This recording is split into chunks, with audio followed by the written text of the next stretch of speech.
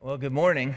I'm glad to be able to share with you again today. I'm glad I'm able to be back, and I think it's actually amazing that I am back for another week in a row. And what's even more amazing is that some of you came back this week. I think that's even the more amazing part, is that you guys even came back for this. We're happy to see our youth back. It sounded like it was a successful trip. No hospitalizations, which is good. No breakdowns. So it sounds like it was a successful trip. So today, what I want to do to open up with is I want to tell you a little bit about an athlete named Eric Liddell. Eric Liddell, and this is a picture of him here. Eric Liddell was a Scottish athlete. He was a sprinter, an Olympian, and a missionary. He competed in the 1924 Olympic Games in Paris, and really what he's most famous for, most known for, is that his best event, it was the 100 meters, and he refused to run in the 100 meters because those events took place on a Sunday. And so he was a Christian, and he said, in his belief, he said, like, look, this is the Lord's day, and I'm not going to run on that day. So that's kind of what he's most famous for. He ended up setting the world record in Paris that year in the 400 meter and won the gold medal. He also won a bronze medal in the 200. And so he was a very, very successful, very accomplished athlete. And after he was done with his athletic career, he ended up becoming a missionary to China. They made a movie about his life in 1981. It's called Chariots of Fire, was the movie that was based on his life. And in that movie, there's a quote in that movie where his sister is all over him saying, like, why are you running these races instead of being a missionary right now? Why are you messing around with this? And he tells her, he says this, he goes, I believe God made me for a purpose, but he also made me fast. And when I run, I feel his pleasure. And so, you know, that experience of him competing in athletics, when I run, I feel God's pleasure. That's quite a different experience than what we see today. Well, not right now on TV, because there's not a lot of sports on TV right now. But when there were sports on TV, it's quite a different experience. Most of them were not competing to feel God's pleasure. You know, you see them all flexing and, you know, chest pounding and all this stuff, all this nonsense. You know, that's quite a different experience. You even have guys like Ricky Bobby saying, I'm just a big, hairy American winning machine, you know. So it's quite a different experience than Eric Liddell, running to feel God's pleasure. And so the thing I find interesting about that is that you have the same type of thing, athletic competition there, but two different ways of experiencing that.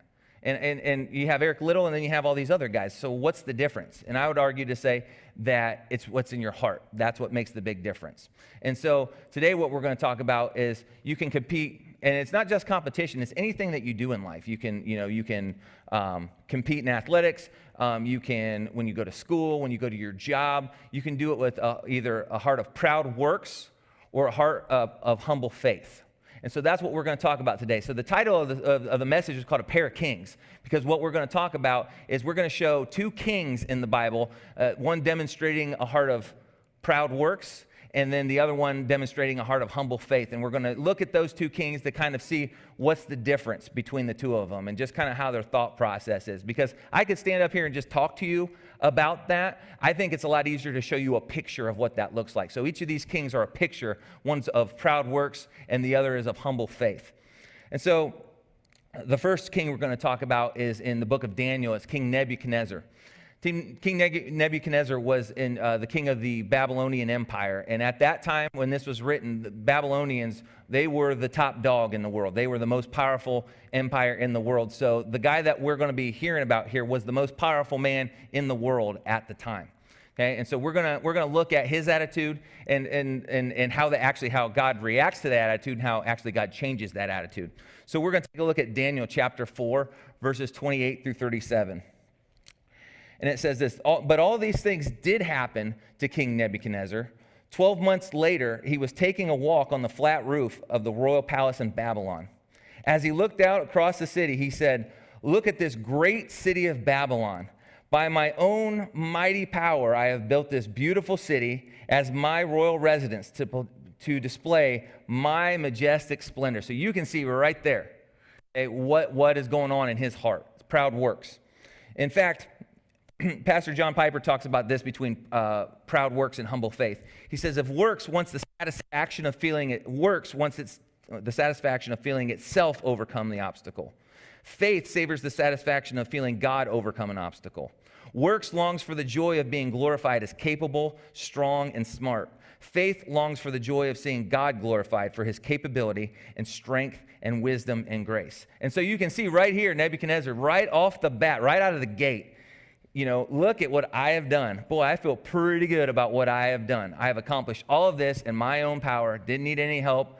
Thank you, I'm good to go. And so the next part of the story, I really like how this works.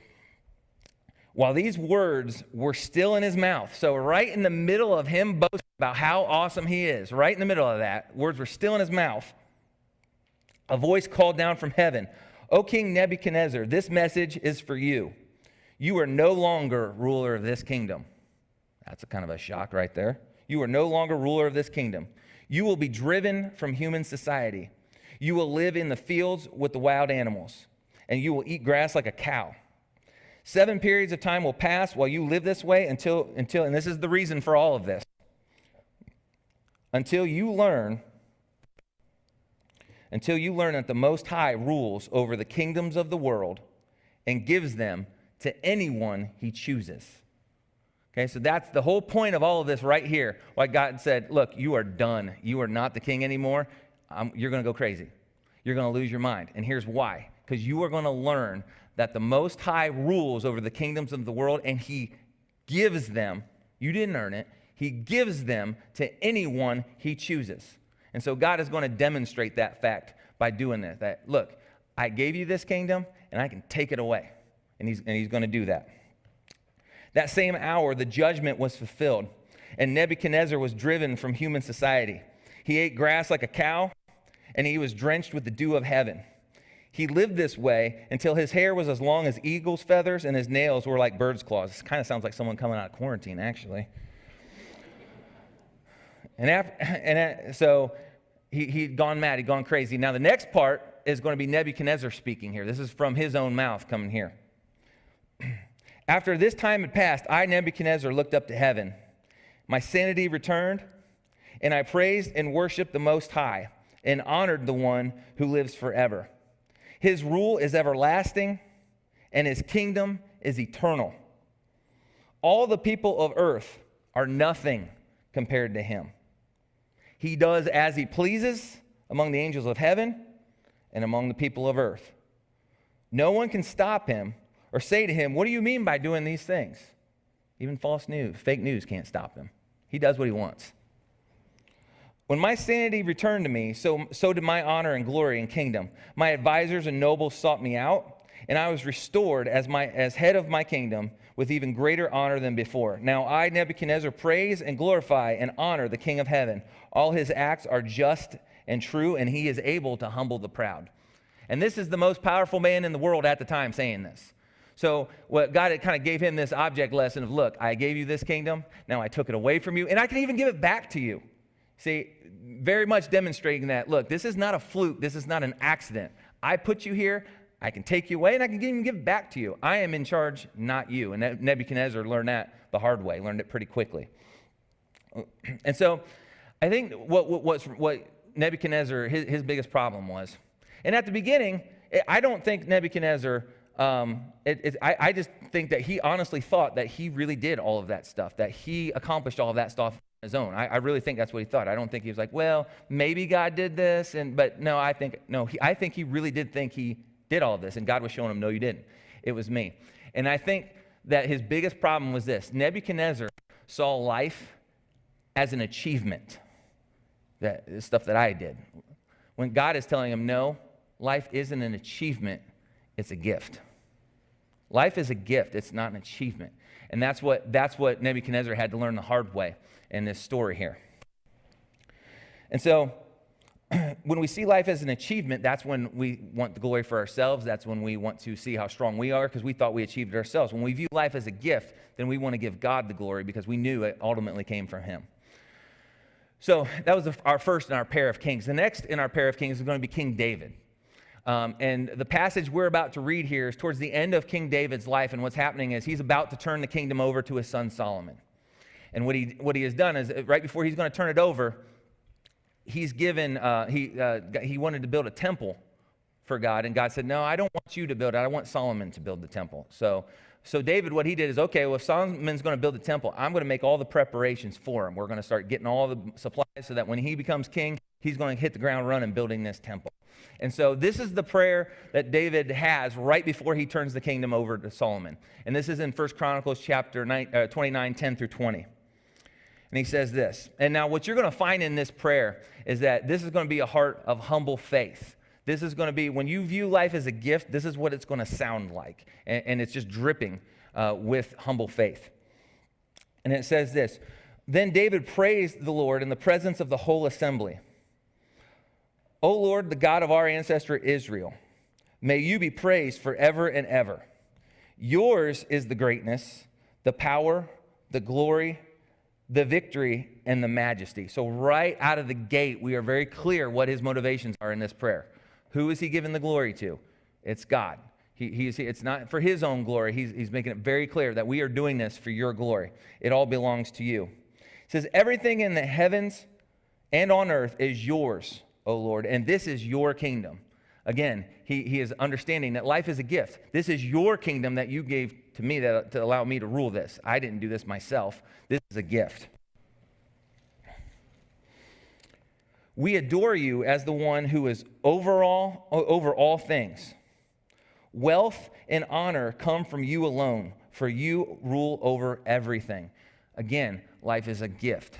Okay? A lot of times when we view wealth, honor, we view those as an achievement. Well, I worked really hard for that. I did everything the right way. I have talent, I have ability. And he's saying right here, wealth and honor come from you alone, for you rule over everything. Power and might are in your hand. And I think this next thought is really key here. And at your discretion, people are made great and given strength. So again, he was saying it's at your discretion that people are made great. God chooses who is made great and who is not. He said, it's like it's not your talent, it's not your ability, that's not why you're made great. It says, because at your discretion, people are made great and given strength. O Lord our God, we thank you and praise your glorious name. But who am I and who are my people that we could give anything to you? Everything we have has come from you, and we give you only what you first gave us. And I think this is really, really profound right here, is that here's the other thing about even giving is not an achievement, it's a gift. Because even they were trying to honor God, and in order to honor him, he had to give them the ability to honor him. He gave them those things that they used to honor him. So in other words, even giving and honoring God is dependent on God. We honor God by depending on him. It's not an achievement. Again, it's a gift. We honor God by depending on him.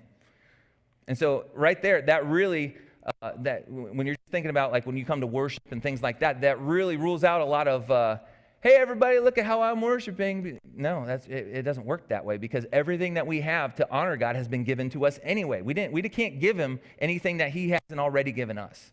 And so that eliminates that heart of pride right there. We are here only for a moment, visitors and strangers in the land as our ancestors were before us. Our days on earth are like a passing shadow, gone so soon without a trace. And so what David is praying here too, what he's alluding to, is how it's not glorifying our strength, it's showing how fragile we are. It's that we're fragile. It's not that we're trying to glorify ourselves as strong and capable. He's saying, look, we are fragile. We are not here very long. And in fact, the very fact that we are here is owing to God's grace. Because we wouldn't make it to the end of this paragraph without God keeping us and sustaining us and keeping us alive, for that matter. So we are dependent on God because we are fragile people, whether we like it or not. Your very life is dependent on him as well. That's what we're talking about with humble faith. O Lord, our God, even this material we have gathered to build a temple to honor your holy name comes from you. So it's another kind of a picture there. They're trying to build this temple in order to honor God, but all of that stuff that they used to build the temple came from God. They have to rely on him to honor him. So just the very fact of serving, the very fact of giving is relying on God. There is no, it's not an achievement, it's a gift. It all belongs to you. I know, my God, that you examine our hearts and rejoice when you find integrity there. You know I have done all of this with good motives and have watched your people offer gifts willingly and joyously. You see, when we have a heart of humble faith, that's how we're going to do things, willingly and joyously. You see, humble faith allows us to do those things because we know, again, by depending on God, that we honor him, and that's where we find our joy in honoring God and seeing him as capable. And when we do it that way, we're going to be able to do it willingly and joyfully, not under compulsion, but we do it willingly because our heart's desire is really to honor God. O Lord, the God of our ancestors, Abraham, Isaac, and Israel, make your people always want to obey you. See to it that their love for you never changes. And in this prayer, what he's kind of making reference to is that even our obedience is dependent on God. It's not an achievement that we've done on our own. Okay, because it says right there, it says, make your people, the prayer is, make your people always want to obey you. And this won't be on your screen. It also says in Philippians chapter 2, verse 13, for God is working in us, giving us both the desire and the power to do what pleases him. So in other words, our obedience is not something that we achieved on our own. It's a gift. It's empowered by God. Again, it's very clear right there. Make your people always want to obey you. So again, even our worship, even our obedience is a gift of God. It's not an achievement. So again, it eliminates pride. See to it that their love for you never changes. In other words, the very fact that we woke up believing in Jesus this morning is a gift of God. It's not an achievement. It's a gift. He says right there, because it is God who enables us, God who keeps us, God who strengthens us, and God who allows us to continue believing in him. See to it that their love for you never changes. So in other words, he's praying that God, Lord, don't let these people fall away. Let their love never change, Lord. And that's only something that God can do right there. He says, give my son Solomon the wholehearted desire to obey all your commands, laws, and decrees, and do everything necessary to build this temple, for which I have made these preparations. And what I find interesting about that part of the prayer is that, what we have been talking about is life's not an achievement, it's a gift. That doesn't mean that you just sit back, God's going to do it all. I don't do anything. I just sit on my couch, eat Doritos, and everything's going to work out, because, it's a gift. That's not what he's saying. Right here, it says that Solomon still needs to build the temple. It's not like he's just sitting around doing nothing. He still needs to build the temple. And so humble faith doesn't mean that you sit back and do nothing. Because if you are operating out of humble faith, your heart's desire is to see God honored and God glorified. And by sitting back and doing nothing, you're not really obeying God, right? And you can't honor God if you don't obey him. That doesn't honor him or glorify him at all. And so humble faith doesn't sit back and do nothing. It works, but knowing that the result is up to God. And I think Paul puts it in the New Testament. This won't be on your screen, but Paul puts this in the New Testament really, really well. The relationship between humble, like you still got to do something, but how do you do that out of a heart of humble faith? Paul says this. He says, look, I planted, Apollos watered, but God produced the results. So in other words, it doesn't exclude you from planting and watering and building your temples and doing these things, okay? But it's knowing that God gives the increase. So in other words, knowing that having a heart of humble faith doesn't hinder your work, it actually enables your work. Because now knowing that God is in charge of the results, you can work in a spirit of joy and peace and without anxiety because you know that God is in charge of the results, not you. And so, like I said, it doesn't mean you just sit around and do nothing, but it helps your work and enables your work. Then David said to the whole assembly, give praise to the Lord your God. And the entire assembly praised the Lord, the God of their ancestors, and they bowed low and knelt before the Lord and the king. And so you can see from David's prayer the very, just how much it involves having a heart of humble faith. And so we've looked at 2 kings right now. So we've kind of illustrated the difference between a heart of proud works and a heart of humble faith. And So what we want to do now is we want to evaluate our own hearts. Like, where are we at? Because you can do most things in life with one of these two, either of these two hearts. You can you can go to school with a heart of humble faith or proud works. You can go to your job, humble faith, proud works. You can parent, humble faith, proud works. You can do that. You can even go on mission trips with humble faith or proud works. You can do that. Hey, look at what all we did in our strength, rather than saying, look what God allowed us to do. God provided, and giving God the glory. So 3 questions to ask whether your heart is humble faith or proud works. The first question is this, and I've made several allusions to this. First question is this: do you view your life as an achievement or as a gift? Do you view your life as an achievement, as a gift? If you view your life as an achievement that you've done on your own, then yeah, I'd say humble or proud works. Next question is this: on whom do you depend? Is it on your strength, your resources, your talent, or is it on God, depending on God and his promises and acting on those promises? And then the third question is this: who gets the glory? Is it you? Did you do everything? Are you tooting your own horn, or are you sharing what God has done and allowed you to being able to do that? And so, those are some 3 questions that we can wrestle with. And maybe we're wrestling with that question like, well, you know what? I've kind of been doing this proud works thing. I've been doing this. How is it that I can move from proud works to humble faith? What will get me there? And I would argue it's the same thing that got Nebuchadnezzar there. And Jesus, I think, articulates this in John chapter 15, verse 5 very well. He says this.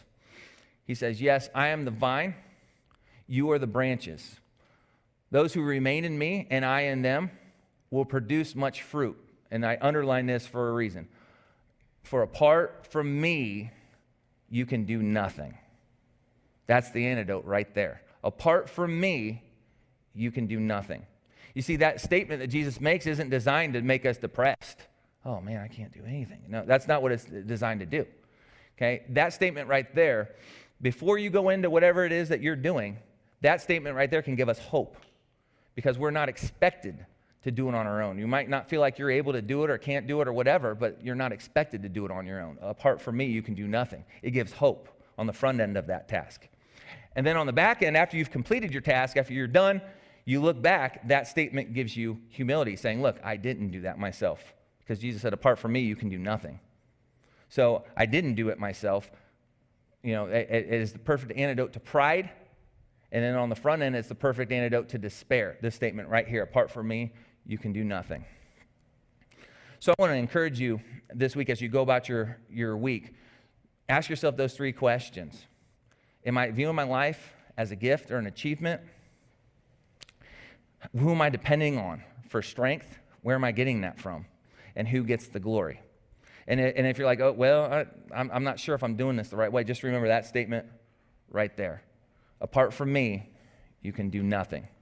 And when we do that, we go into our task with hope, and we accomplish our task with humility. Let's pray.